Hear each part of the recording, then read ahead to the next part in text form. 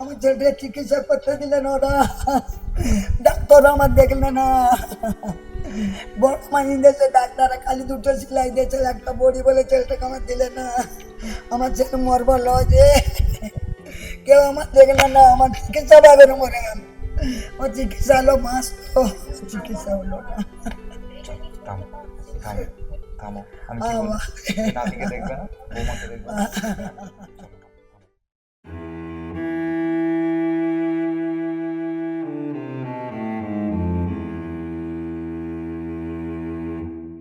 শাবল অস্ত্র ওখানে বেরোয়নি, ওখানে শুধু বাঁশ বেরিয়েছে, বাঁশে করে মিথ্যা পিটুন হয়েছে। তারপর আমি রিককে সাইড করে ঘর লাগিয়ে দিয়েছি, ছুটে চলেছে, গিল লাগিয়ে দিয়েছে, দেখ ভিডিও করতে শুরু করে দিয়েছে। এই যে এ আমাকে সবাই মারতে এসেছে। আমি আমাদের ম্যাজিস্ট্রেট যে অফিসার আছে, আমাদের জজ স্যার, আমাদের যে জজ সাহেব আছে,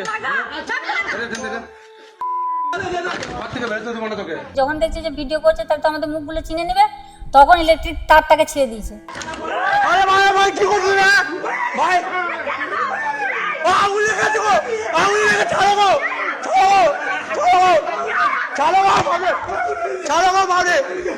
চালো গো। যখন ওরা বুঝে নিয়েছে যে ওটা ভিডিও করে নিয়েছে অলরেডি, তাহলে আমরা ফেঁসে যাব।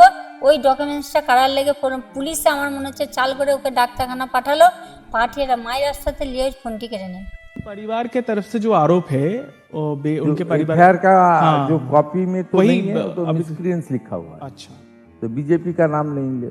तो आप मानते हैं कि ये लोग बीजेपी वाले हैं? हाँ एकदम बीजेपी वाले। मेरे देखिए जैसे मेरा फादर चल वैसे ठीक है, मैं झूठ बोलूंगा पीआर के लिए, पब्लिसिटी के लिए, बहुत सारी चीज बोलूंगा, ठीक है, सबको ऐसा लगा, ठीक है। अगर कुछ भी डाउट है आप बाकी लोगों से पूछ सकते हैं ना।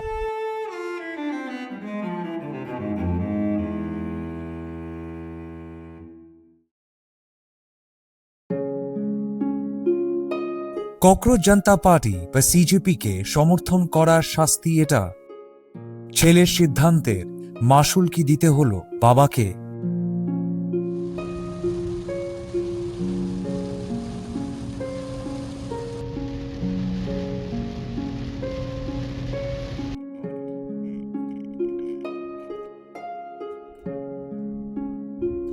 আব্দুল হাফিজের বাড়িতে পৌঁছানো কোনো রাস্তা নেই। কলকাতা থেকে 5 ঘন্টা দূরে বাঁকুড়ার এই গ্রাম কারিসন্ডা, এখানেই বাড়ি ককরোচ জনতা পার্টি ভলেন্টিয়ার আব্দুল হাফিজের। এঁকে বেঁকে চলে যাওয়া একটা সরু গলি পথ, প্রবল বৃষ্টিতে সেই পথও এখন কাদায় হারিয়েছে। এই বাড়িতে পৌঁছতেই যেন মনে হলো এখনো অনেকে অপেক্ষা করছে। বাড়ির ভিতরে মানুষে মানুষে ভরা, অনেকেই এসেছেন, কথা বলছেন, খোঁজ নিচ্ছেন, কিন্তু এত মানুষের ভিড়ও যে শূন্যতাটা তৈরি হয়েছে তা পূরণ করতে পারছে না, কারণ এই বাড়িতে আর নেই শেখ মোহাম্মদ মাফিক। গত 13ই অগস্ট মাফিকের ছেলে অর্থাৎ আব্দুল নিজের গ্রামের স্কুলে যান। আব্দুল ককরোচ জনতা পার্টির সঙ্গে যুক্ত শুরু থেকেই। উনি দিল্লি জন্তর মন্তর আন্দোলনেও অংশ নিয়েছিলেন। সিজেপি ডাকে স্কুল ঠিক করো অভিযানের অংশ হয়েছেন এখন। তাই এই গ্রামের স্কুলে তিনি যান, তাঁর স্কুল, যেখান থেকে স্কুলের যাত্রা শুরু করেন তিনি নিজেও। বাথরুম খোলা থাকে, সবকটা ইউজ করতে পারিস না? এটা ইউজ করতে পারি না, ওটা টেস্ট করি। কোনটা খোলা থাকে? কোনটা খোলা থাকে না? এটা খোলা থাকে না, এটা খোলা থাকে না। স্যারদের বললে খুলে দেয় না? স্যারা নিজেরা করে, স্যাররা নিজেরা ব্যবহার করে, আর তোদের জন্য অন্য বাথরুমটা খোলা থাকে। ওই বাথরুম যেটা একটা বাথরুম আছে ওইটাও খারাপ। সেদিনকে যখন আব্দুল দাদা ঢুকেছিল ফোন নিয়ে ভিডিও করতে, তোরা দেখেছিলি? হ্যাঁ। তখন কি কোনো ঝামেলা হয়েছিল? ওকে ধাক্কাধাক্কি করেছিল কিছু? ও এসে ভিডিও নিয়ে চলে গেছে। হ্যাঁ। স্যারের সাথে কোনো কথা হয়েছিল? হ্যাঁ। স্যার কি বলেছে? স্যার বলেছে আমরা ঠিক আমরা বাগিয়ে নেবো, বাথরুম ঠিক করে নেবে। তো তারপরে কি পরিষ্কার করেছিল? তারপরে হ্যাঁ মিস্ত্রি এসে গেটটা লাগিয়েছিল। মানে সেই দিনকার থেকে আজকে বাথরুম পরিষ্কার পেয়েছিস? হ্যাঁ। কজন মাস্টারমশাই আছে? 4 জন।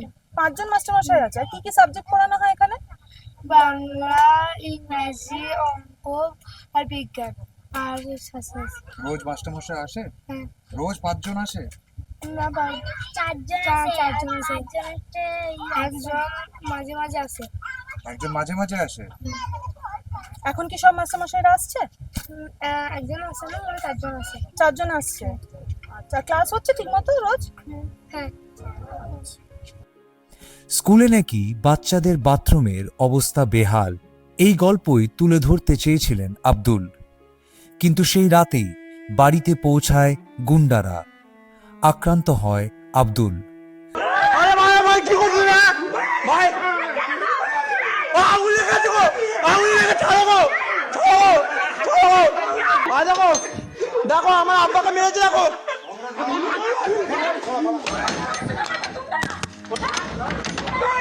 আরে ভাই, ভাই, আরে ভাই দেখো, আরে ভাই কি হলো, ভেঙে আছে, ভেঙে দিয়েছে। আরে বাবা রে,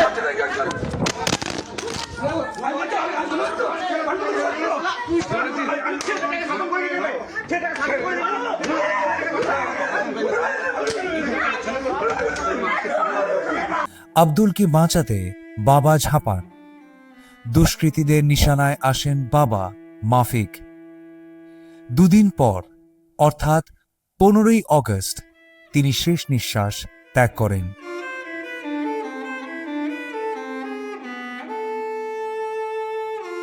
বাড়িটাও অসম্পূর্ণ, দেওয়ালে এখনো কাঁচা ইট বেরিয়ে আছে। এই অসম্পূর্ণ বাড়িটায় যেন পরিবারের প্রতিদিনের লড়াইয়ের ছবি। অভাব ছিল, সংগ্রাম ছিল, তবু মাফিক চেয়েছিলেন তার ছেলে আব্দুল যেন স্বপ্ন দেখা না ছেড়ে দেয়। বাড়িতে ওয়াইফাই কানেকশন নিয়েছেন, ছেলেকে ল্যাপটপ কিনে দিয়েছেন পড়াশোনার জন্য। আজ সেই স্বপ্নের পথেই দাঁড়িয়ে আছে এক গভীর শূন্যতা। হাসিনা বেগম এখন তিনি আরো বেশি সতর্ক, আরো বেশি খেয়াল রাখেন চারপাশের। কারণ তিনি জানেন এই কয়েকটা দিনে তার পরিবার ঠিক কতটা হারিয়েছে, কতটা পাল্টে গেছে তাদের জীবন। আর সেই শূন্যতার মধ্যেই কথা বলতে বসি আমরা হাসিনা বেগমের সঙ্গে। জানতে চাই সেদিন আসলে কি হয়েছিল, আর কেনই বা দুদিন পর প্রাণ হারালেন মোহাম্মদ মাফিক। 13 তারিখে রাত্রেবেলা ঘটনা ঘটেছে এটা? হুম। রাত্রেবেলা না দুপুর? না, রাত 8টায়। 13 তারিখে? হুম। আচ্ছা, কোথায় হলো এটা? আমাদের বাড়িতে যে আঞ্জিতলাটা কাজটা, ওইখানটায়? হুম, আচ্ছা। ওখান থেকে শুরু হয়েছে, গেটটাতে শেষ হয়েছে। মানে আমাদের গাছপালা ওখানে মানে দুমদাম হালকা হুলকি, মানে হালকা হুলকি বলতে কি, শাবল অস্ত্র ওখানে বেরোয়নি, ওখানে শুধু বাঁশ বেরিয়েছে, বাঁশে করে মৃধা পিটুন হয়েছে। তারপর আমি রিককে সাইড করে ঘর লাগিয়ে দিয়েছি, ছুটে চলে এসে গ্রিল লাগিয়ে দিয়েছে, দেখো ভিডিও করতে শুরু করে দিয়েছে। হ্যাঁ, মানে তা আব্দুল? হ্যাঁ, আব্দুল। আব্দুল আর বাবাকে মারছে, তার ভিডিও করছে?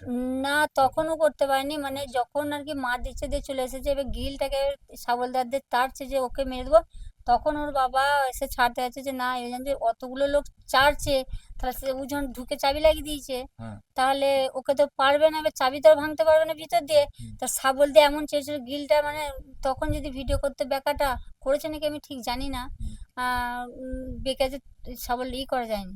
দিয়ে যখন ওকে পায়নি, ওর বাপ জানছে আমার ছেলে পা ভাঙালে 2 বছর ভুগেছে, বহুত টাকা ওর পেছনে গেছে, আবার যদি পা ভেঙে যায় আমি কোথায় টাকা পাবো, আর দ্বিতীয় কথা হচ্ছে ছেলেটার ভবিষ্যৎ কি হবে, ওই ভাঙা পায়ে যদি আর জীবনে পা হবে না, সেই মানে জানের ডাহাই বাঁচাতে গেছে, বাঁচাতে দিয়ে ওকে নিতে বলছে তুই বাঁচাবি, তোকেই মার দেবো। দিয়ে বাঁশে করে গুড়ালে চড়িয়ে, বাঁশে করে যেমন করে মন ইচ্ছে মেরেছে, অস্থান জায়গাতে বুকেতে গুড়ালেছে, মাথা ফাটিয়েছে, দিয়ে তবুও ছেলেকে সে বাঁচাচ্ছে, চক করে যত মারকে। তারপরে যখন চেঁচামেচি কাঁদাকাটা যখন হয়েছে, তখন ওই পাশে ওই দুজনে এসে আঁকড়ে সব 4-5 জনকে নিয়ে গেল, নিয়ে যে সরিয়ে দিল দায় দিয়ে, হাতে পায়ে তাদের ধরলো।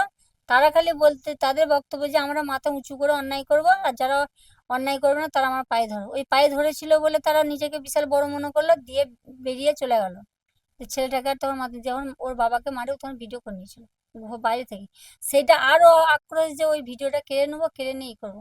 আর ওই চেষ্টাটাই করছিল। যখন আমরা হাসপাতালে যাই, হাসপাতাল থেকে আসি, জানছি ওই মারাটা যে দেখেছি, ওই যে শাবলে করে গিলতে যে গিলটা যে বেঁকা, ওদের প্রমাণ অত বড় গিলটা এরকম করে যে বেঁকে গেছে, ওরা তো যা সাধারণ মানুষের বাঁকাতে পারবে না, একটা শাবলে 5 জন 10 জন মিলে প্রেসার দিলে তবে বেঁকবে। যখন ওরা বুঝে নিয়েছে যে ওটা ভিডিও করে নিয়েছে অলরেডি, তাহলে আমরা ফেঁসে যাব। ওই ডকুমেন্টসটা কারার লেগে পুলিশে আমার মনে হচ্ছে চাল করে ওকে ডাক্তারখানা পাঠালো, পাঠিয়ে এরা মায়ের রাস্তাতে নিয়ে ওই ফোনটি কেড়ে নেয়। আপনার ছেলের ফোন, হ্যাঁ। আপনার ছেলের ফোনটা পুলিশ, না এক সেকেন্ড করে কথা বলবো, হ্যাঁ? আপনার ছেলের ফোনটা পুলিশ নিয়ে নিল? না, পুলিশে নেয়নি। আমার মানে সন্দেহ হচ্ছে যখন আমার স্বামীকে ডাক্তার দেখার জন্য কেউ রাজি হয়নি, যখন হুমকি দেখালো ওই দুষ্কৃতীরা যে ওকে যে মানে পরিষেবা দিবে তাকে কিন্তু মারতে হবে, ওর মতো দশা হবে, প্লাস ওর ঘর ভাঙচুর করা হবে। দিয়ে ভয়েতে মানে না হলেও 1000টা 500টা লোক আশেপাশে মজা মারছিল কি তাদের উপায় থাকেনি। আমি যেমন আমার স্বামীকে হারিয়েছি, আমি তো চাইবো না যে আমার ছেলেটা হারিয়ে, সেরকম ভয় সবারই আছে, কারণ ওরা। এগুলো পুরোটা আপনার চোখের সামনে হয়েছে? হ্যাঁ, অবশ্যই। এখানে আপনি দাঁড়িয়ে দাঁড়িয়ে এই ঘটনাটা এখানে ঘটেনি, এই ঘটনাটা ঘটেছে মানে এই যেটা বলছি যে ধুমকি দেখা আর দেখা না, মানে ওই যে টোটো করে নিয়ে যেতে বারণ করা হচ্ছে, এটা হচ্ছে ওই খামারটাতে ঘটনাটা ঘটেছে। মারপিট এখানে হয়ে গেছে অলরেডি। মারপিটটা আপনার সামনে হয়েছে? মারপিটটা আমার ঘরেতে হয়েছে। আপনার সামনে? হ্যাঁ, যখন ওদিকে পায়ে ধরে হাত ধরে বলে বুঝিয়ে ওকে বাড়ি পাঠিয়ে দিল, তো মানুষটাকে বাঁচাতে হবে। যখন পানির জল ঢালা হচ্ছে, জলে বলছে আমি বাঁচবো না, মরে যাবো, বাঁচবো না, মরে যাবো করে। কোথায় শাবলটা মেরেছিল? বুকে? শাবল মারতে পারেনি, কারণ শাবলটা যখন ওকে আমার ছেলেকে মারতে, তুই তখন সাইড হয়ে এরকম গেছিল, পাশ দিয়ে ফুকুলে গেছে। পাশ দিয়ে মানে যখন গেছে, যখন ও ধরুন কারেন্ট থাকে, ইলেকট্রিক তার ছেড়ে দিয়েছে, যখন দেখছে যে ভিডিও করছে তাহলে তো আমাদের মুখগুলো চিনে নেবে, তখন ইলেকট্রিক তারটাকে ছেড়ে দিয়েছে। এই যারা এটা করেছিল হ্যাঁ। তারা কি এই গ্রামের? হ্যাঁ, অবশ্যই। চেনেন আপনি হ্যাঁ, এদের? আমি চিনি, মুখ দেখলে তো দেখে নেবো। আর এরা কোনো দলের পার্টি করে এরা? হ্যাঁ, বিজেপি পার্টি করে। আপনি একদম শিওর এরা শিওর, কারণ এখানে প্রতিটা গ্রামের মানুষ জানে ওরা বিজেপি নামে যুক্ত। এবার ওপর থেকে নির্দেশে না, নিজেরাই মন গড়া করে বিজেপি করে লোককে পরিচয় দিচ্ছে, সেটা বলতে পারবো না। কিন্তু এখানে গ্রামের লোকেদেরকে সবাই জানে ওরা বিজেপি পার্টি করে, গ্রামের সবাই জানে। ওরা আপনার ছেলেকে মারতে আসলো কেন? ওর একটাই অপরাধ যে সিজিপি নাকি দিল্লিতে গিয়েছিল, এইটি হচ্ছে ওর অপরাধ। যে কেন তুই যাবি, তুই মোদির খাবি, মোদির করবি, আর মোদির বিরুদ্ধে চক্রান্ত করবি, দিয়ে দেশের ভাঙচুর করবি, দিয়ে পাকিস্তান তুই দেশদ্রোহী হয়ে যাবি, তোকে এই দেশেতেই রাখবো না, তোকে দুনিয়া ছাড়া করে দেবো। এগুলো বলেছে আপনার ছেলে? অবশ্যই আজাদ বলেছে, আমাকে নিজের সামনে বলেছে। কে বলেছে এটা? আজাদ। আজাদ? হুম। আচ্ছা আচ্ছা। এবার তো আপনার ছেলে জান্তার মান্তারে গেছিল, আব্দুল গেছিল, আব্দুল দিল্লি থেকে আসলো। আচ্ছা, এবার মানে ওরা জেনে গেছে, ওর ভিডিও মনে হয় কিছু ছেড়েছিল, সেই ছাড়াটাই ওটা প্রুফ পেয়ে গেছে। দিয়ে যখন ওকে হুমকি দেখায়, যখন এ মারধর করে, তখন আমাকে যখন বলে মা এরকম করেছিল, পাশে একজন যে সাথে করে নিয়ে গেছিল, সে তখন আমাকে সন্ধ্যাবেলা ডেকে বলে চাচি তুমি রিককে ওখান থেকে পাটি মাটি করতে বারণ করো, কারণ আমরা গরিব মানুষ, খেটে খাই আর খাই, ওরা যে উদ্যন্ত হয়েছে ওকে মেরে দিবে, আমি না থাকলে ওকে মেরেই দিত, গাড়িটা ভাঙচুর করতো, তবে তুমি ওকে বুঝিয়ে ওকে ঘর দিলাম। যে ও তো পার্টি করে না। বলছে কে বলছে করে না, ও দিল্লি যন্ত্রমন্ত্রে গিয়েছিলাম, যে ওটা তো পার্টি নয়, ওরা তো শিক্ষার বিরুদ্ধে লড়ে আন্দোলন, ওরা পার্টি হতে যাবে কেন? তুমি বারণ, আমি তার জন্য যদি মারধর করে আর করে, তো আমি বারণ করতে পারবো না, কারণ ওর মতো ছেলে যদি আমি দাবিয়ে দিই, তাতে অমনি করে করে 5টা দাবি যাবে, দেশটা তো এক উচ্ছন্নে গেছে, যদি বা এক মুঠো ভাত পাচ্ছি সেটাও পাবো না, কারণ আমাকে যদি ওকে মেরেও দেয়, যদি ওর মৃত্যু হতে লেখা থাকে, তবু আমি বারণ করতে পারবো না। মা, আপনার স্বামী মারা গেছে, এখনো আপনি একই কথা বলবেন রিককে, আব্দুলকে? অবশ্যই, এখনো বলবেন? অবশ্যই, শেষ পর্যন্ত তোমরা যদি আমাদের পাশে থাকো, আমিও তোমাদের পাশে রয়েছি, কারণ আমি চাই না যে কোনো কিছুর বিনিময়ে এই অন্যায় যারা করেছে তারা ছাড়া পেয়ে যাক, যে আবার দেশ আবার যেন অন্ধকারে মানুষের আতঙ্কিত যেন না বাঁচে। আমি যে আতঙ্কিত ছিলাম বলে আমার স্বামীকে আমি হারিয়েছি, আমার ছেলেকে এখন আমি আতঙ্কে রয়েছি, আমি জানি না যে আমার ছেলেকে আমি বাঁচাতে পারবো কি পারবো, আমার কি হাত আছে। আজকে তোমরা সব রয়েছো পাশে বলে আমি একটু ভরসা পেয়েছি, নাহলে সেই ভরসাটা আমার থাকেনি। সেটাই আমার, যে এই অন্যায়গুলো ছাড়া পেয়ে গেলে কত মানুষ যে আতঙ্কে থাকবে, তারা দিনের বেলায় বেরোতে পারবে না, রাতের বেলায় ঘুমোতে পারবে না। এই জিনিসগুলো যদি ছাড়া পেয়ে যায়, কিন্তু ওরা আবার করবে, ওরা দিনের প্রকাশ্যে খুন করবে, কথাতেই খুন করবে। লুকিয়ে লুকিয়ে কলকাতা গেছে মানে? কি সেটা বলতে পারবো না। আচ্ছা, এই যে মা, আপনি এটা এত জিনিস বলছেন, ভয় লাগছে না আপনার কেন এখন? ভয় লাগবে কেন? যখন আমার পাশে, আমার ছেলের পাশে কেউ থাকেনি, ইন্দাস থানার পুলিশ থাকেনি, আমার ঘরে যখন হুমকি দেখাতে এলো তখন যখন আমি ভয় পাইনি, আজকে যখন গোটা দেশ আমার পাশে আছে, আমি ভয় খাবো কিসের জন্য? কথা বলতে বলতে হঠাৎ অস্থির হয়ে উঠলেন হাসিনা। কিছু একটা দেখাতে চাইছিলেন, উঠে দাঁড়ালেন। আমাদের নিয়ে যেতে চান সেই জায়গাটায়, যে জায়গায় গত 13ই অগস্ট রাতে শুরু হয়েছিল সে হিংসার গল্প, যেখানে তার স্বামী মাফিক ছেলেকে বাঁচাতে গিয়ে নিজেই আক্রান্ত হয়েছিলেন। হ্যাঁ, এখানটাও আছে, এখানেও রক্ত আছে, এখনো উঠে যাবে।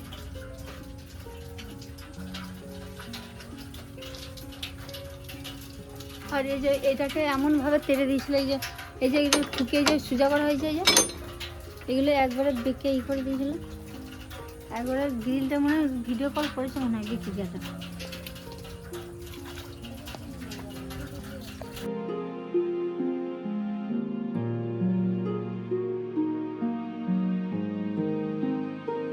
মাফিকের মা বয়স 80 পেরিয়েছেন। ছেলের মৃত্যুর শোক এখনো তাকে ভেঙে দেয়। তিনি বিচার চান, কিন্তু বিচার শব্দটাও মুখে আনতে গেলে ভেঙে পড়ে তার গলা, কারণ তার কাছে কোনো বিচারই তার ছেলের জীবন ফিরিয়ে আনবে না।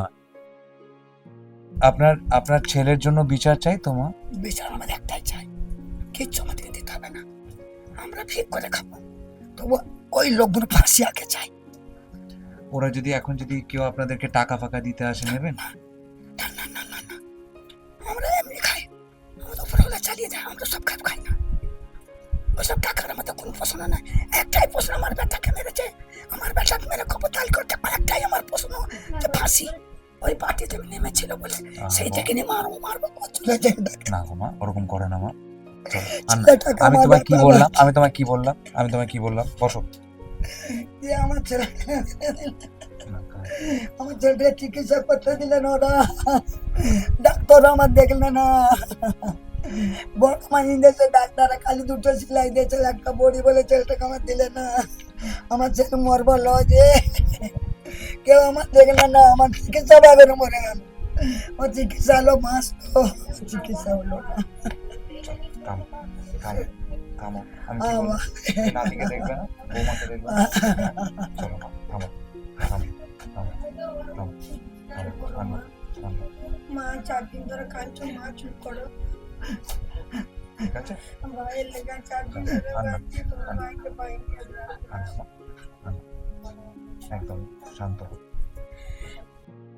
আব্দুল আজ পিতৃহারা, কিন্তু সাহস হারায়নি, শুধু বদলে গেছে তার স্বপ্ন। বাবাই তাকে দেশকে ভালোবাসতে শিখিয়েছিলেন। আজ সেই ভালোবাসার পথেই আব্দুলের স্বপ্নটা শুধু বদলে গেছে। অনেক স্বপ্নের মধ্যে এখন আরেকটা স্বপ্ন জুড়েছে, বাবার জন্য ন্যায় বিচারের লড়াই। Abdul, we are very sorry about your loss. 13 तारीख को ये घटना घटी है और आप ही स्कूल में गए थे। स्कूल में आपने वीडियो जो बनाया वो आपके... स्कूल में कोई वीडियो नहीं बनाया, अच्छा, स्कूल में कोई वीडियो नहीं हुआ, जस्ट मैं अपने जो टीचर है, मतलब जो हेड मास्टर प्रिंसिपल है, उनसे परमिशन मांगने गया था। अच्छा, आपने कोई वीडियो नहीं बनाया? नहीं बनाया। क्या चीज़ का परमिशन मांगने गए थे? कि ऐसा कुछ स्कूल ठीक कर कैंपेन चल रहा है, तो हमारे स्कूल का अगर कुछ प्रॉब्लम है उसको मैं एड्रेस करना चाहता हूँ, अगर उस वजह से अगर स्कूल ठीक होगा तो बहुत बढ़िया बात है, यही बस इतना ही। बस इतनी सी बात? हाँ, इतना। उसके बाद आप घर चले गए? मैं घर चला गया था 13 तारीख को। 13 तारीख को। और शाम को आपके ऊपर ये अटैक हुआ? हाँ, 8 साढ़े 8 बजे। जिसने किया ये अटैक, कितने सारे लोग थे?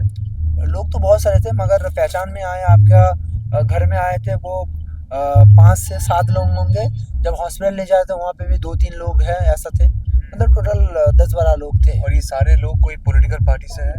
देखिए, वो पॉलिटिकल पार्टी में है या नहीं ये मुझे नहीं पता, ठीक है, कि मैं बार बार बीजेपी का नाम क्यों ले रहा हूँ, ठीक है, क्योंकि वो लोग बीजेपी के लिए काम करते हैं, पार्टी में काम करते हैं। देखिए, जैसे सीजेपी के एज ए मेंबर, ठीक है, अगर मैं मेंबर ऊपर से मेंबर नहीं हूँ तो मैं कितना भी चिल्ला लूँ, कुछ काम तो होगा नहीं, मान लीजिए ऊपर से परमिशन होगा तभी ना मैं कुछ करूँगा, ऐसा तो नहीं कि सीजेपी के नाम पे कुछ भी मैं रायता फैलाऊंगा, कुछ भी करूंगा। ऐसा ऊपर से ऑर्डर आएगा तभी ना मैं कुछ करूंगा। अभी आप समझ लीजिए, अगर कोई अगर ऐसा कुछ कर रहा है, तो अगर कोई अगर कह रहे कि वो बीजेपी का मेंबर नहीं है, तो सच आपके सामने है। और कोई किसी का नाम लेकर कोई काम कर रहा है, तो फिर ये आपका नाकामयाबी है कि आपके नाम पे कोई कुछ कर रहा है, गलत कर रहा है, आप लोगों को पता ही नहीं है क्या कर रहा है। अच्छा, तो आप मानते हैं कि ये लोग बीजेपी वाले हैं? हाँ, एकदम बीजेपी वाले। मेरे देखिए, जैसे मेरा फादर चल वैसे, ठीक है, मैं झूठ बोलूंगा पीआर के लिए, पब्लिसिटी के लिए, बहुत सारी चीज बोलूंगा, ठीक है, सबको ऐसा लगा, ठीक है। अगर कुछ भी डाउट है, आप बाकी लोगों से पूछ सकते हैं ना। अगर मैं बोला, मेरे ऊपर क्यों यकीन करना, यकीन मत कीजिए मेरे ऊपर। आप सारे जो लोग हैं मेरे गांव में, लोग, उनसे पूछिए। आपको कहाँ मारा है? कहाँ यहाँ पे मारा था, गले में? हाँ, गले में। वो सलिया लेके आए थे, वो इधर घुसाने की कोशिश किया। आपको मारना चाहा? हाँ, एकदम एकदम एकदम, हाथ में मारा, पीछे में मारा, बहुत जगह है जहाँ हम दिखा नहीं सकते। गले में आप बच गए बार? हाँ, एकदम बाय लक बचा हूँ। सिर्फ इतनी गलती है कि आपने स्कूल में गए? हाँ, इतना ही नहीं। अब ये स्कूल ठीक करने से पहले भी एक कांड हो चुका है, क्योंकि अभी जैसा कि सबको अभी पता चल गया कि मैं जंतर मंतर गया था, ठीक है। उसी टाइम से उन लोगों के अंदर एक मतलब गुस्सा भरा हुआ था कि गया था ऐसे। उन्होंने, आई थिंक मेरे पास वो वीडियो नहीं है, नहीं तो मैं शो कर देता, कि वो बोल रहा है कि तुम मोदी के देश में रह रहे हो, मोदी की खा रहे हो, मोदी की पी रहे हो, मोदी की बारे में तुम गलत बोलोगे। तब मैंने सर इतना क्या, देश मोदी का नहीं है, देश बीजेपी का नहीं है, ये देश हम सभी का है। जो हम पिछले 80 साल से जो लोग पहले भी लगे हुए थे देश को आज़ाद करने में, उन्होंने आज़ाद किया। उसके बाद हमने सबने अपना थोड़ा भूमिका निभा के थोड़ा करके देश को हमने आगे बढ़ाया।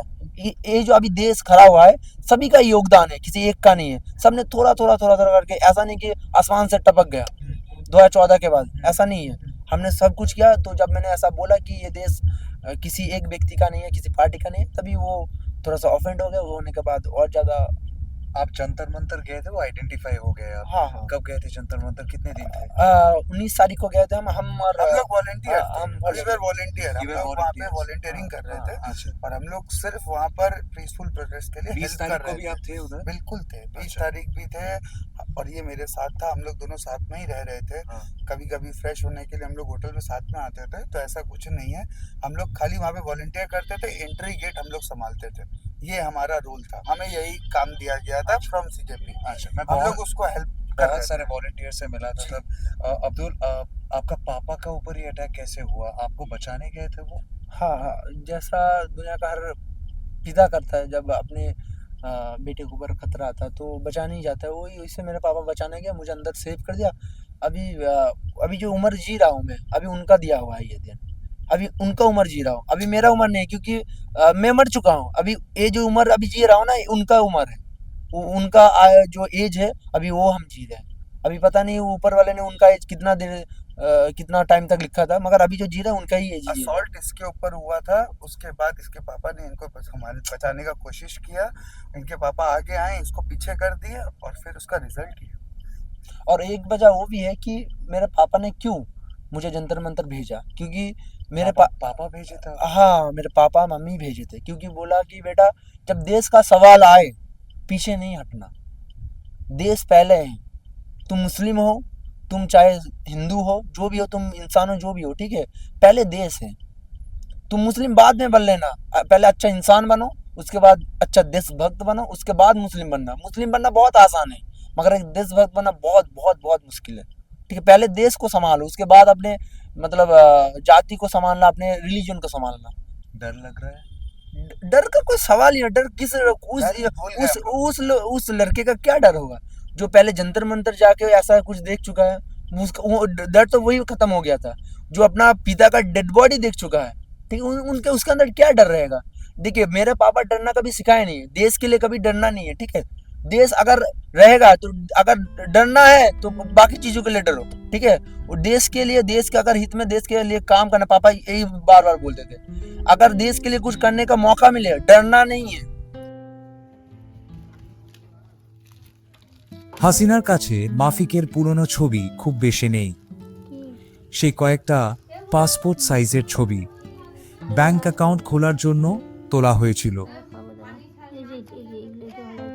এটা আপনাদের ছবি?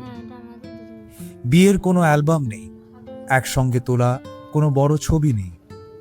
স্মৃতি বলতে আজ এই কটা ছবি। একদিন এগুলো ছিল তার ব্যাংক অ্যাকাউন্ট খোলার প্রয়োজনীয় ডকুমেন্ট। আজ এগুলোই হাসিনার কাছে মাফিককে ফিরে পাওয়ার একমাত্র উপায়।